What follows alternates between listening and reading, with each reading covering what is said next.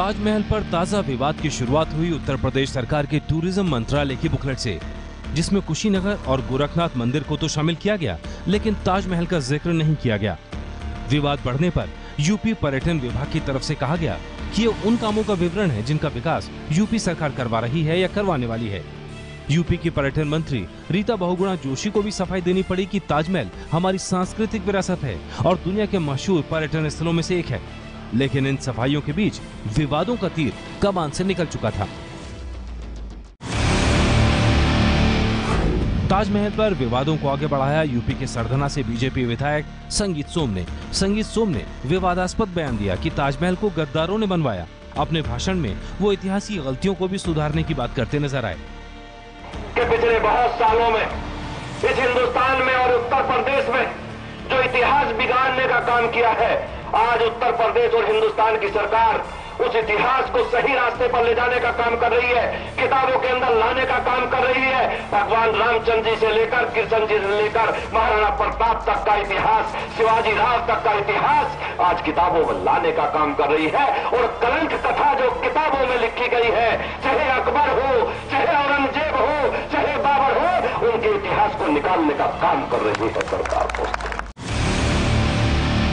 संगीत सोम को तुरंत जवाब दिया एमआईएमआई अध्यक्ष और लोकसभा सांसद असदुद्दीन ओवैसी ने लाल किले और हैदराबाद हाउस को लेकर भी सवाल पूछे। Very sad that a minister who has taken oath on the Indian Constitution, when he speaks, his arrogance, his ignorance of history comes out of his mouth. If what he says is true, that the Taj Mahal is a symbol of traitors, built by traitors, then why is Mr. Modi going to Red Fort and hoisting a national flag on a place which was built by traitors? Will Mr. Modi stop hoisting national flag from a place which is identified built by traitors? Will Mr. Modi stop hosting foreign dignitaries in Hyderabad house which was built by traitors? लाल किले को शाहजहां ने 1648 में बनवाया था। लाल किले से देश के प्रधानमंत्री 15 अगस्त को तिरंगा फहराते हैं। वहीं हैदराबाद हाउस को एडविन लुटियंस ने 1920 के दशक में हैदराबाद के निजाम के लिए बनवाया था। यहाँ आज विदेशी मेहमानों की खातिरदारी की जाती है। विवादों की इस कड़ी को आगे बढ़ाया बीजेपी के वरिष्ठ नेता और राज्यसभा सांसद विनय कटियार ने दावा किया कि शाहजहां ने ताजमहल को बनवाने के लिए हिंदू मंदिर को ध्वस्त किया था। उन्होंने कहा कि ताजमहल का असली नाम तेजो महल हुआ करता था। यहाँ शिव मंदिर था जिसे तोड़कर शाहजहां ने ताजमहल बनवाया। ताजमहल है जिसको संगीत सोम ने बोला है, वो हिंदू मंदिर है।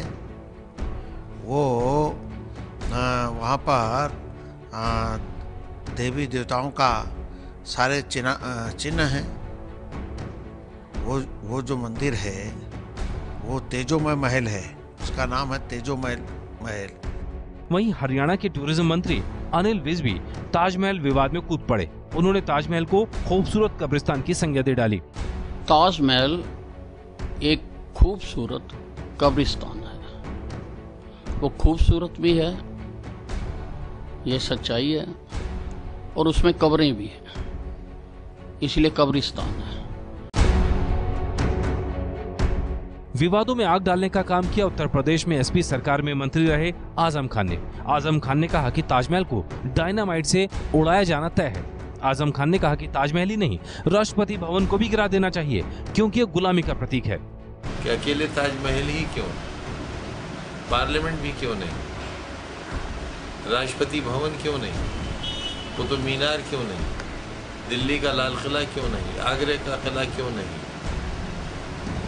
ये सब गुलामी की निशानियां हैं। जाहिर है ट्रेटर्स जिन्हें कहते हैं आरएसएस के लोग, तो अगर ये ट्रेटर्स की निशानियां हैं तो डिमोलिश कर देना चाहिए। और तो बादशाह से अपील करते हैं, और छोटे बादशाह से तो हमने कहा कि चलो आप आगे, हम आपके साथ चलेंगे, पहला फावड़ा आपका होगा, दूसरा हमारा होगा, हिम्मत तो करें। ताजमहल के विवाद पर देवबंद के उलेमा का कहना है कि जो हुक्मरान पैसा लेकर बाहर नहीं गए वो गद्दार नहीं हो सकते। ताजमहल दुनिया को मोहब्बत सिखाता है और कुछ लोग इस पर ऐतराज सिर्फ दुश्मनी की वजह से कर रहे हैं।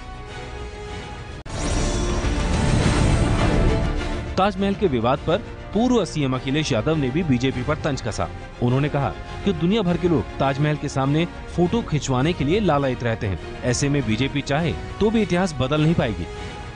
दुनिया के तमाम देशों के लोग आते हैं और ताजमहल के सामने तस्वीर खिंचा करके उस यादगार के और उस इमारत के बारे में जो शब्द कहते हैं, मैं समझता हूँ जितना कुछ ताजमहल के लिए बड़े बड़े लोगों ने लिखा है या कहा है, शायद ही किसी इमारत के बारे में इतना कुछ लिखा गया हो।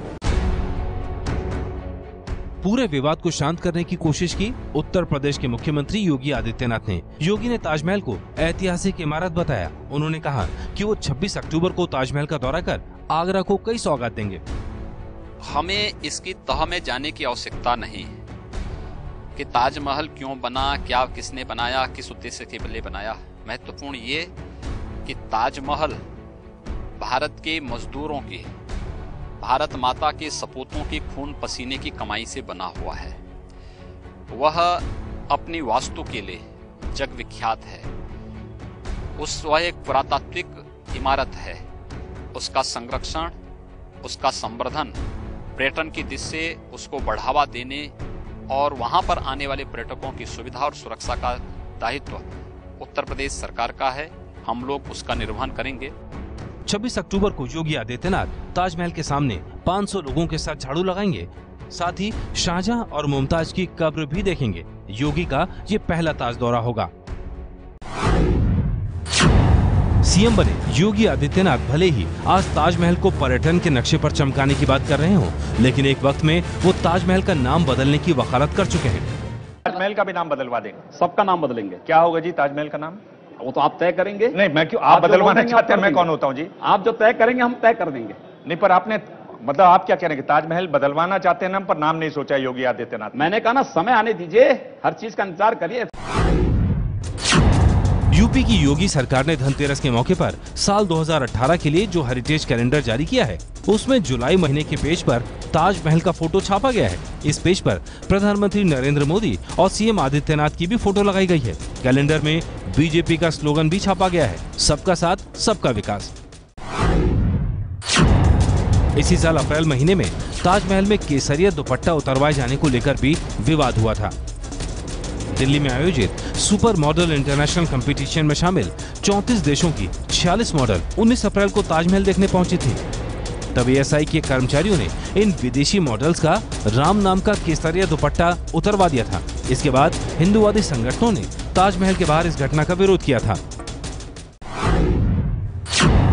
ताजमहल को बनवाने में 17 साल लगे थे और ये खूबसूरत मकबरा 1648 में बनकर तैयार हुआ था।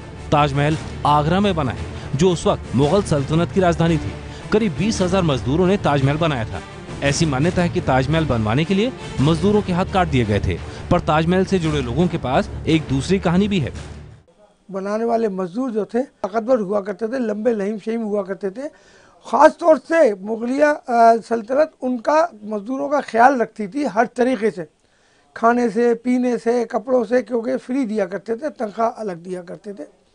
उस ज़माने में जो खाना पीने का जो दौर था और जो तरीक़ा था, उस पे थे दूध, दही, मक्खन, मलाई, इस किस्म की चीज़ें। और दिमाग को तरोताज़ा रखने के लिए वो मुरब्बे बनाया करते थे। चीनी में नहीं बनते थे पहले मुरब्बे, शहद में बनते थे।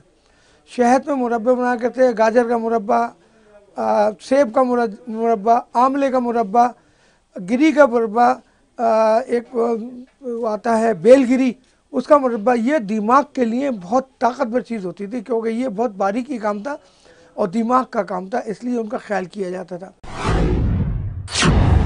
ताजमहल मुमताज महल की याद में बनवाया गया, लेकिन कम ही लोग जानते हैं कि मुमताज की ये दूसरी कब्र है। मुमताज की मौत बुरहानपुर के जैनाबाद इलाके में हुई थी।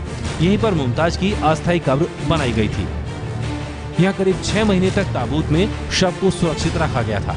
मुमताज की ही वसीयत थी कि उसकी कब्र पर खूबसूरत मकबरा बनाया जाए। यही वजह है कि शाहजहां ने ताजमहल बनवाने का फैसला किया। बुरहानपुर से लाकर मुमताज को आगरा में दोबारा दफन किया गया था। सैलानियों के लिए शुक्रवार के दिन जुमे की नमाज के लिए बंद रहता है ताजमहल, बाकी दिन सैलानियों के लिए खुला रहता है। मोहब्बत की निशानी ताजमहल को देखने के लिए हर साल करीब 80 लाख लोग ताजमहल पहुंचते हैं। जिसमें से करीब 8 लाख विदेशी सैलानी होते हैं।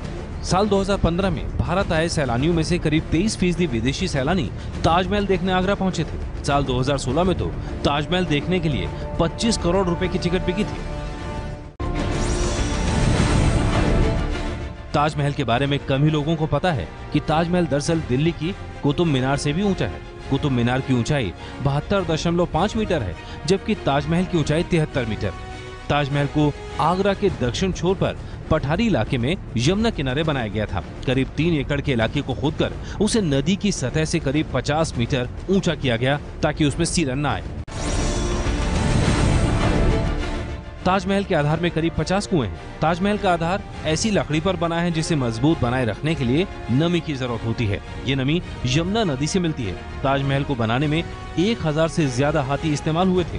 ताजमहल तक सामान लाने के लिए करीब 15 किलोमीटर दूर तक रैंप बना था, जिनमें कई बैलगाड़ियों से सारा सामान लाया जाता था। ताजमहल को सफेद रंग के संगमरमर से बनाया गया है। ताजमहल मुगल वास्तुकला का बेहतरीन नमूना है। ताजमहल में नक्काशी कर 28 तरह के कीमती पत्थरों को लगाया गया था। ये पत्थर अफगानिस्तान, चीन, तिब्बत से लेकर श्रीलंका तक से लाए गए थे। ब्रिटिश काल के समय में इन बेशकीमती पत्थरों को अंग्रेजों ने लूट लिया था।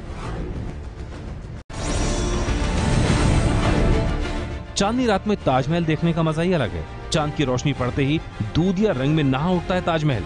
संगमरमरी पत्थर चमकने लगते हैं। पूर्णिमा में ताजमहल देखने के लिए लोग पहले से टिकट बुक कराते हैं। पूर्णिमा के 2 दिन पहले और 2 दिन बाद तक ताजमहल रात 8:30 बजे से रात 12:30 बजे तक सैलानियों के लिए खोला जाता है। चांदनी रात में ताज देखने के लिए दुनिया भर से लोग आते हैं। ताजमहल बनने के बाद सफाई बड़ी समस्या बन गई थी। शाहजहां ने सफाई के लिए बड़ा शानदार आइडिया निकाला।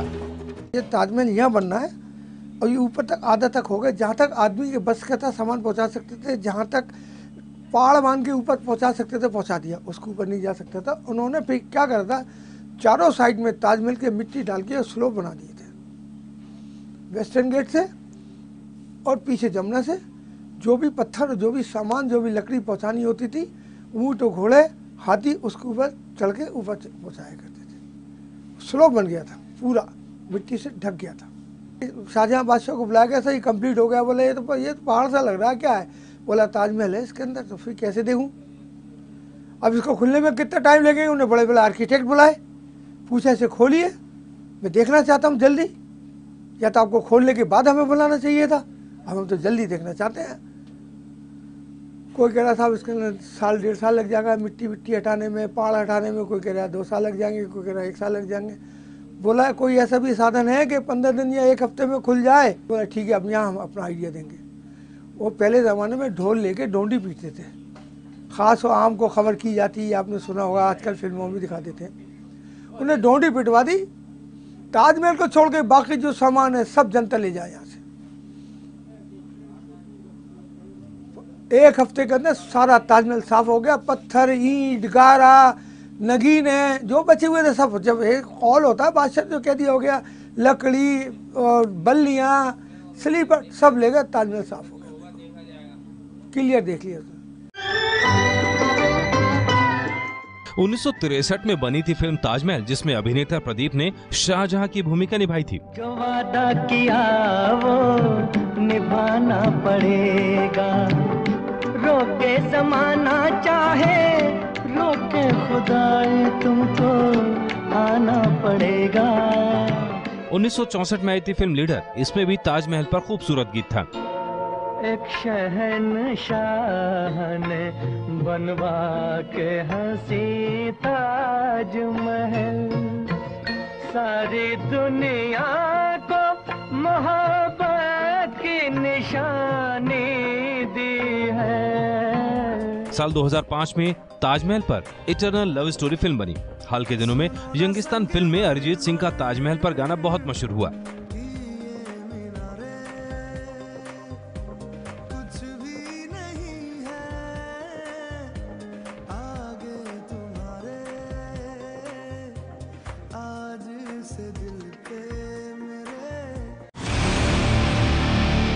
ताजमहल के बारे में दिलचस्प यह है कि ठग नटवर लाल ने 3 बार ताजमहल को बेच दिया था।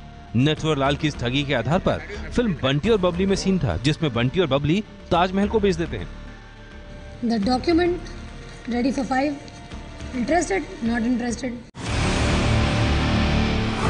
विदेश से आने वाले सैलानियों को ही नहीं, राष्ट्र प्रमुखों को भी ताजमहल खींच लेता है। रूस के राष्ट्रपति व्लादिमीर पुतिन, अमेरिका के पूर्व राष्ट्रपति बिल क्लिंटन, ब्रिटेन के प्रिंस विलियम्स और ब्रिटेन की क्वीन एलिजाबेथ से लेकर आधुनिक दौर के अरबपति और फेसबुक के संस्थापक मार्क जुकरबर्ग तक ताजमहल की खूबसूरती पर फिदा हो चुके हैं। लेकिन पीएम नरेंद्र मोदी ने कभी ताजमहल का दीदार नहीं किया है। वहीं योगी आदित्यनाथ 26 अक्टूबर को पहली बार ताजमहल जाएंगे। शाहजहां ने ताजमहल को बनवाया था तो उस वक्त 32 करोड़ रुपए खर्च हुए थे, लेकिन उस वक्त के हिसाब से 1 रुपए की कीमत भी आज लाखों में है। माना जाता है कि ताजमहल को बनाने की कीमत आज के हिसाब से बैठेगी 7,000 करोड़ रुपए। ताजमहल की स्थापत्य की एक और खासियत है कि ताजमहल की मुख्य गुंबद के आसपास की चारों मीनार बाहर की तरफ झुकी हुई हैं। ऐसा इसलिए किया गया है कि भूकंप या किसी और दुर्घटना में ये मीनारें अंदर की तरफ न गिरकर बाहर की तरफ रहें, ताकि मुख्य गुंबद और मकबरा सुरक्षित रहे। दुनिया के 7 अजूबे माने जाते हैं। नए 7 अजूबों में ताजमहल का नाम भी गिना जाता है। कुछ साल पहले 7 न्यू वंडर नाम से दुनिया भर में पोल हुआ था। इस पोल में भी ताजमहल ने अपनी जगह बनाई थी।